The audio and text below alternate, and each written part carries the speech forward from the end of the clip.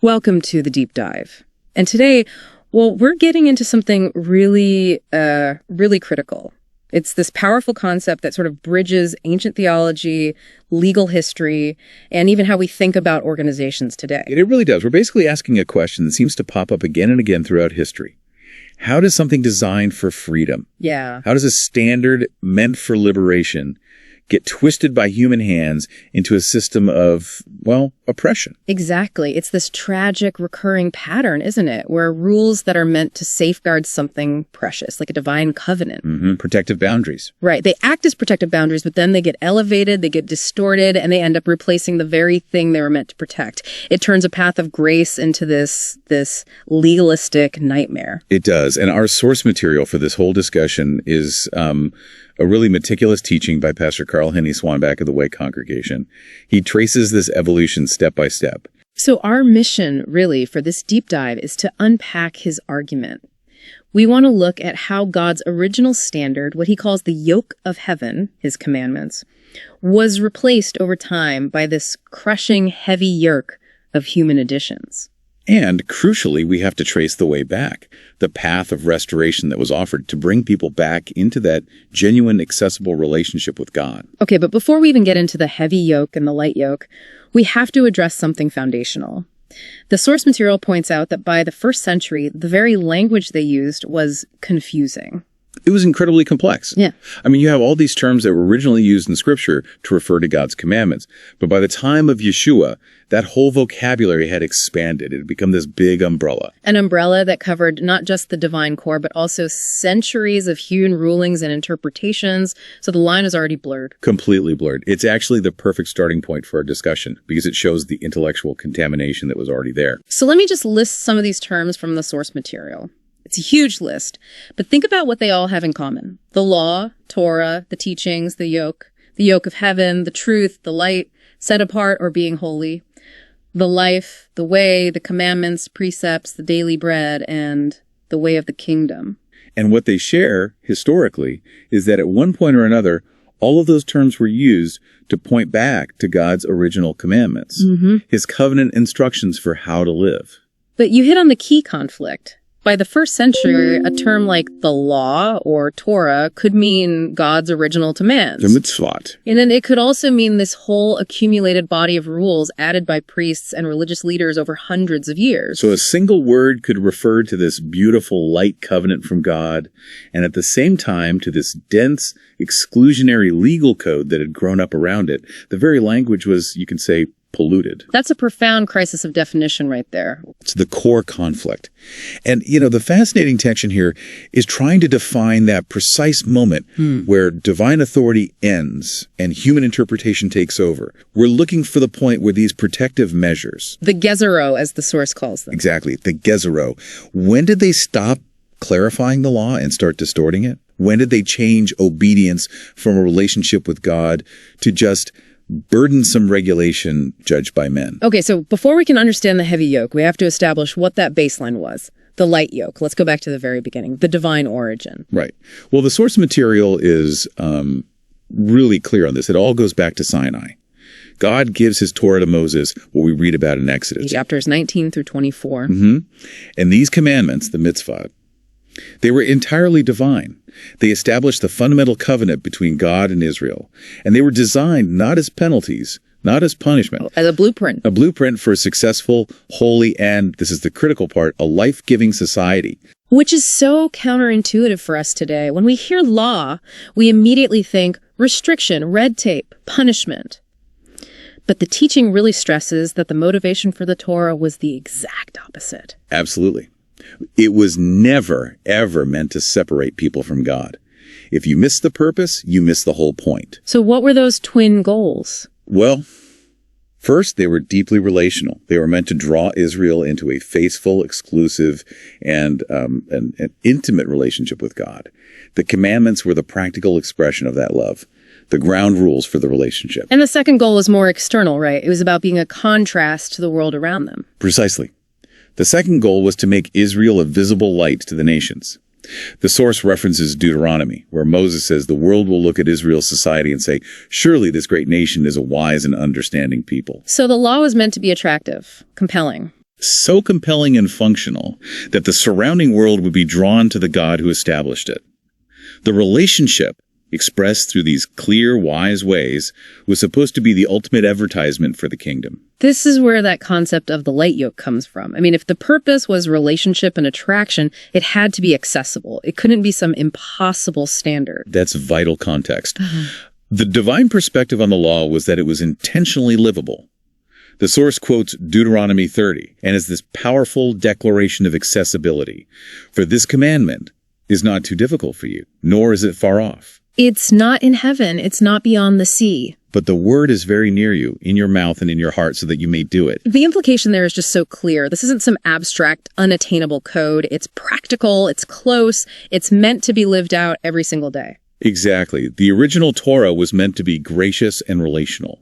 It required discipline, yes, but not endless, impossible rituals or huge financial sacrifices just to maintain good standing. It was defined by its nearness. And this idea, this light yoke, it's affirmed centuries later by Yeshua himself. He uses that exact same vocabulary. He does. He's showing a continuity. Yeah. When he says, my yoke is easy and my burden is light, he's essentially reaching all the way back to that Deuteronomy standard. He's confirming the original divine intent of the Torah. And that synthesis is the anchor for this whole deep dive.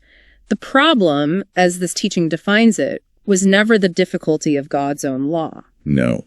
The divine law was the light yoke. The problem was the massive, complicated, and often financially impossible additional yoke, the human interpretations that got layered on top of it. Which made the simple divine path almost inaccessible. Almost completely. So we have this clean, clear foundational standard. Now, how did that foundation get so buried? Let's trace that evolution from clarity to condemnation. And this is where it gets so interesting and, frankly, a little tragic. The move from the light yoke to the heavy yoke wasn't this big sudden event. No, it was a creep, right? A slow slide. Didn't start with malice.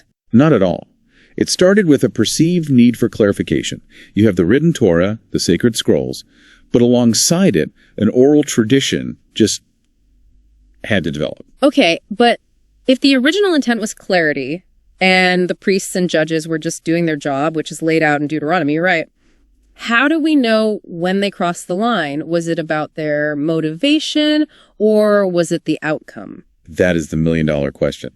And initially, it was entirely about clarity. I mean, the written Torah gives you these high-level principles. Remember the Sabbath day to keep it holy. Right. But what does that mean in practice? Exactly. Yeah. Does fixing a broken tool count as work? Does lighting a candle? You need precedent. You need guidance on how the principle applies in all these new situations. So it's kind of like our modern case law. You have the Constitution, but you need judges to interpret how it applies to, I don't know, the internet or something. Precisely. In principle, that's not wrong. It's necessary for a legal system to function. The danger wasn't in the existence of interpretation. It was in the status that interpretation eventually got. That's the slippery slope, where clarity turned into addition and necessity turned into dogma. Okay, so let's nail down the technical terms here so we can be really precise. What were the specific types of human rulings that came out of this oral tradition? The source identifies two main categories that became the backbone of this heavy yoke. First, you have the takanot. The takanot. These were basically enacted regulations, legislative shikses, things the religious authorities put in place to, stabilize society or enforce public good. So like standardizing the currency for the temple tax or regulating market practices to stop fraud. Exactly. They were administrative rules for community management, almost like local ordinances. Okay, that sounds pretty sensible so far. What's the second category? The second category is the gezero, and these are the famous protective decrees or hedges. These were rulings designed specifically to build a fence around a divine command, to make sure nobody even got close to accidentally breaking the Torah. So if the Torah says don't touch the fire, the Gezerah would say don't even walk within 10 feet of the fire. That's a perfect illustration of the logic. If the core command is don't harvest on the Sabbath, a Gezerah might say you can't even walk on soft ground because you might inadvertently disturb the soil, which is a bit like plowing. I can see the initial appeal of that. You build a preventative fence way back from the actual cliff edge. The source does acknowledge that, right? That they weren't all meant to be bad. Oh, absolutely. In the beginning, many of these additions made a lot of practical sense as safeguards. The intent wasn't malevolent. It was meant to be wise. So where was the fatal error? If the intent was good, when did it cross the line from a practical safeguard to a destructive burden? The fatal error was the elevation of those human boundaries.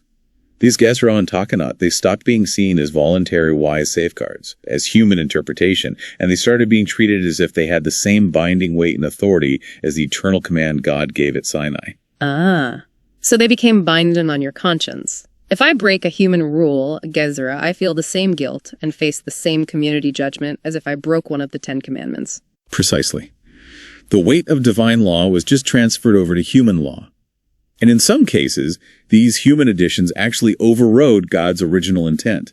If God's law demands mercy, but a Gezerah forbids the action needed to show that mercy on the Sabbath, people were forced to prioritize the human boundary over the divine heart of the law. And this whole layering system, you have the original Torah plus the oral tradition plus Takanot plus Gezerah. It just meant that by the first century, the whole thing was just called the law. The distinction was completely lost for the average person. And as the teaching makes clear, once that distinction is gone, the whole system shifts. It moves from a relational covenant to this exhaustive legalistic hurdle course. The focus moves from your heart and your relationship with God to just external compliance with impossibly complex rules. Rules designed by men who are often, frankly, economically privileged and could afford to keep them. Okay, so this wasn't just a theological debate. This blurring of lines had devastating real-world consequences for people, especially the most vulnerable. Devastating.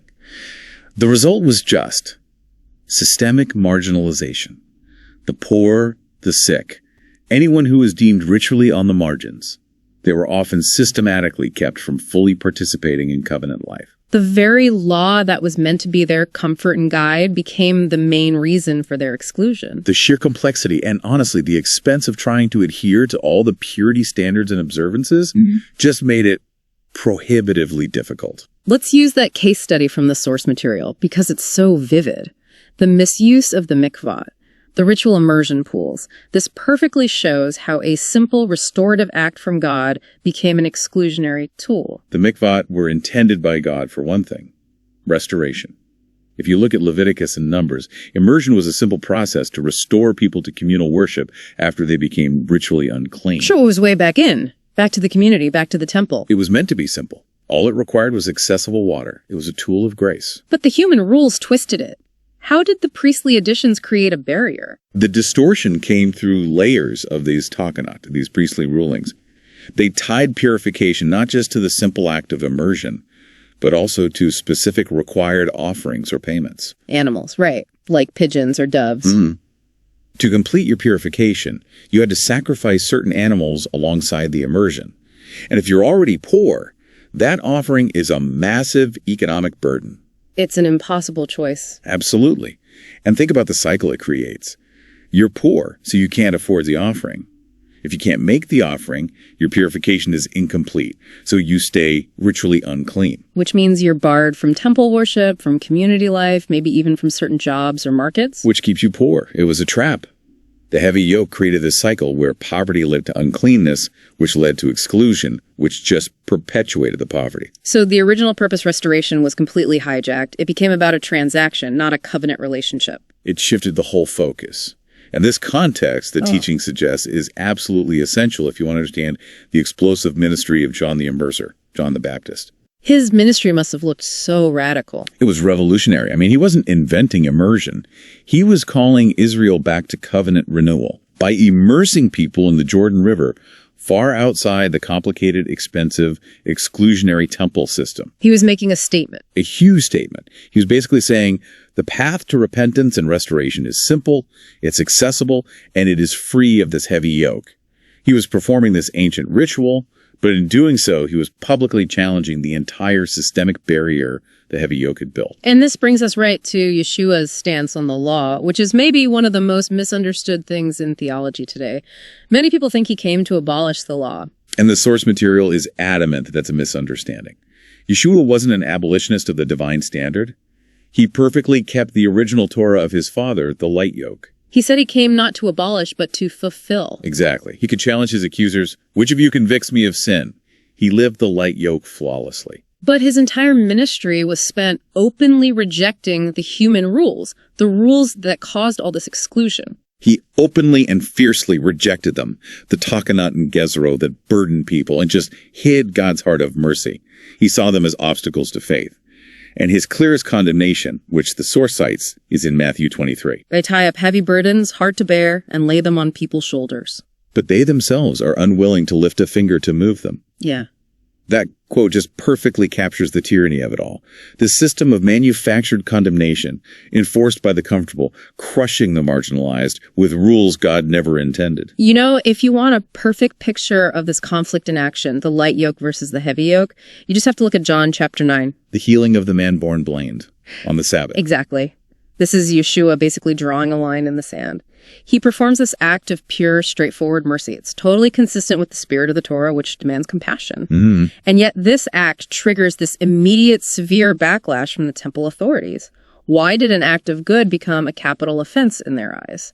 Because Yeshua intentionally violated not the divine Sabbath command, but 4 specific, heavily fortified human gezero. The man-made fences, he wasn't just healing, he was systematically dismantling their legalism in front of everyone. Okay, let's break these down. What was the first offense against the human fence? The very first thing he does, he spits on the ground. Which seems like nothing. It seems like nothing to us. Mm-hmm. But the priestly reasoning was incredibly intricate. Moistening dry earth was seen as a violation because it might disturb the soil. And that action, under their broad interpretation, was categorized as a form of plowing, which was one of the 39 categories of work forbidden by the oral tradition. Wow. So he's not violating the principle of rest. He's violating this hyper-specific technical application they built around it. The vigilance you would need to live under that kind of system. You couldn't spit. You couldn't tear a leaf. The burden was immense. The fence had become a prison of hypervigilance. And then second, he makes it worse by mixing the saliva and the dirt to make mud. Another violation. A huge one. This was immediately categorized as a prohibited creative act, specifically kneading. Like pottery or baking, you were creating something new. And any creation was forbidden by the human fence. Okay, and then the third step, he applied the mud to the man's eyes. And that was seen as a forbidden medical act. The human rulings, which were designed to stop people from working as doctors on the Sabbath, strictly forbade any non-life-threatening medical help. Since the man had been blind his whole life, it wasn't a life-or-death emergency. Right, so the Gezero demanded that Yeshua wait until sundown to apply the remedy. The fence prohibited immediate mercy. And the final act, the healing itself, the divine law, the light yoke, it demands mercy. Absolutely. The Torah has commands about helping your enemy's donkey if it falls down. It commands leaders to seek justice and correct oppression. Mercy is central. But the priestly rulers had built these fences that just overrode that principle. They declared healing forbidden unless a life was actively at risk. So they prioritized their technical, legalistic fence over God's command for compassion. They did, which makes the conclusion just staggering. Yeshua was not breaking God's Sabbath. He was, in fact, upholding the deepest intention of the Sabbath, which is mercy and rest, by shattering their rigid, man-made fences. He was reclaiming it, saying the Sabbath was made for humanity, not the other way around. Exactly. This case study just perfectly shows the difference between relational obedience and rigid legalism. The light yoke looks for the heart of the command rest, mercy, connection. The heavy yoke just wants to perfect the external boundary, even if it means sacrificing compassion. Okay, but we have to be careful here, right? Because it sounds like we might be saying all rules, all boundaries are inherently bad. And that's a really important distinction to make. The teaching is very clear that that's not the case. Not all of these added boundaries were systems of malicious control. Some were wise applications of the Torah's core principles. Absolutely. They were intended to promote genuine safety and community well-being, which is part of the law's whole purpose. So give us an example of a good, wise application. Okay, think about the principle of neighborly love and safety. The Torah says in Deuteronomy that if you build a house, you have to put a parapet, a small wall, around your roof to prevent accidents. That's the core law. Right. A wise application of that, or a good takana, might be filling a hidden hole in the marketplace so no one trips. It's not a new divine command. It's a practical expression of the existing command to prevent harm. Or like removing sharp objects from a broken fence on a public road. You're just loving your neighbor, preventing harm to their kids or their animals. Exactly. The key distinction is that these are applications of existing law, derived from core principles of safety and love. They're not replacements. It's wisdom applied, not dogma imposed. And the teaching points out that even Yeshua taught boundaries, but he taught them as personal safeguards, not external laws to be forced on other people. This is such a critical point. His teaching in the Sermon on the Mount illustrates this perfectly. He takes the command against adultery, and he intensifies it by addressing lust in the heart. Matthew 5, right? He's saying, look, the external command is don't commit adultery. But if you really want to succeed in keeping that, you need to install an internal personal safeguard. You need to erect a protective hedge inside your own soul. So if you're harboring lust, you've already gotten too close to the boundary line. That internal vigilance is a voluntary boundary you set for yourself. And it's self-directed. It's humble. He's not creating a new external sin that the courts can now prosecute you for. That makes the difference so clear. The Pharisees built external, rigid fences that crushed other people. Yeshua taught internal, flexible hedges to protect your own soul. So, based on the source material, we can define when a boundary becomes a destructive, heavy yoke. There are 3 conditions. 1, when it's enforced as if it's divine law. Elevating human wisdom to God's level. 2, when it's used to judge other people, becoming a tool for moral superiority.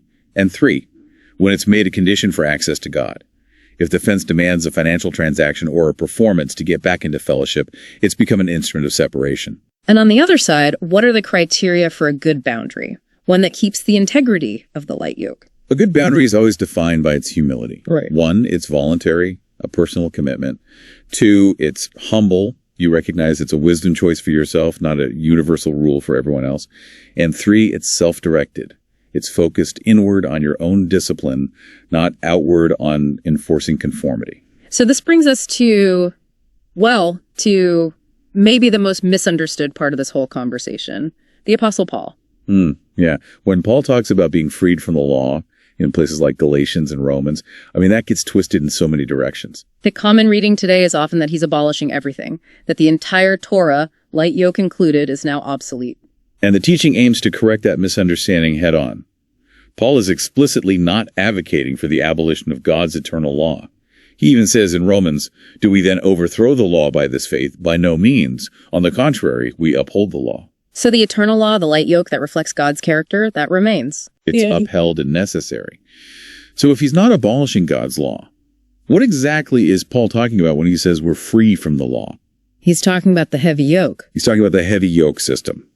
Paul is fighting for freedom from 3 specific crippling things that define that distortion. First, he's dismantling the priestly and sectarian additions, the Takanat and Gezerot, that had been elevated to divine status. He's tearing down the human fence, which had become the real burden. Exactly. Second, he's addressing the condemnation system that the heavy yoke created. Because the law had been layered with all these impossible human additions, its only function was to condemn people.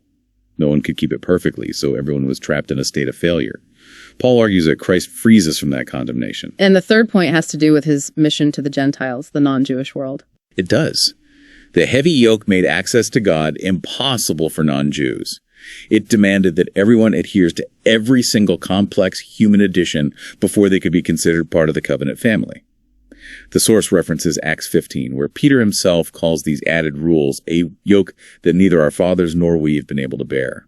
So Paul was fighting for the accessibility of a relationship with God, unburdened by man's impossible regulatory system. So Paul's freedom isn't freedom from God's rules. It's freedom to obey God's rules through faith without all the human debris that was obscuring them. Which brings us right back to Yeshua's clear demands about the Father's original commandments. Right. If Paul is clearing away the human additions, Yeshua is reinforcing the eternal light yoke when he says in John 14, if you love me, you will keep my commandments.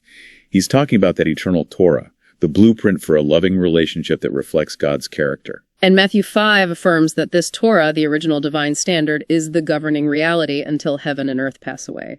The light yoke is eternal. Which leads to a final, pretty sobering clarification on this idea of lawlessness. If we accept this distinction between the light yoke and the heavy yoke, then we also have to accept the warning against rejecting the light yoke entirely. The source material points to Yeshua's warning in Matthew 7. Depart from me, you workers of lawlessness. And the critical point there is that this lawlessness is not about failing to keep the human Gezerot. He freed people from those. The lawlessness is the active rejection of God's ways, God's commandments, God's light yoke altogether. The danger is that once you're freed from the human heavy yoke, you don't then fall into a state of rejecting the divine light yoke as well. Because the price for that is exactly what Yeshua warned about: isolation, spiritual death. The whole goal is to return to the way, to the living waters of God as he originally gave them. So if we pull all these threads together, what's the bottom line here? What was Yeshua's mission, really? The core conclusion of Pastor Swanback's teaching is this: Yeshua did not come to free people from the requirement of obedience to the Father's standard. Right. He came to free them from the distortion. The human corruption that had made obedience impossible and made access to God dependent on your performance or your wealth. His mission was the radical restoration of the yoke of heaven. And the definitive removal of the yoke of men. So you have these two diverging paths. If you follow God's original Torah, the light yoke, where does that lead? It leads to life. To restoration, nearness, and covenant. It's the relational path that is easy and light because it's based on love and mercy and accessibility. It leads to the living waters. And the second path, the one created by human complexity and control, the man-made law elevated to divine status. That's the heavy yoke. And it invariably leads to burden, exclusion, and separation. It creates a false standard that by its very nature keeps people out and obscures who God really is. It replaces relationship with regulation. And that is the massive, profound difference between law that saves, the light relational yoke, and law that enslaves, the heavy human-imposed yoke. And the tension in any organized system is that constant pull, that gravity, towards substituting the simple, clear, divine standard with the complex, exclusionary human one. Which is why this historical pattern is such a powerful cautionary tale. It brings the whole discussion right back to you, the listener. The importance here is examining where you place authority in God's clear relational commands that lead to life, or in human rules and traditions that might have started with good intentions, but have become elevated over time to the point where they are now burdening, judging, and excluding people. The source material really suggests that this danger is just inherent in all organized systems. It's this natural human tendency to build protective fences, the gezero, that over generations they harden. They eventually become these impenetrable walls of exclusion. And if Yeshua himself warned so fiercely against this, if he risked his entire ministry to reclaim the Sabbath and access to the covenant for the common marginalized person, then we have to ask ourselves, what are our current takanot, or gezero?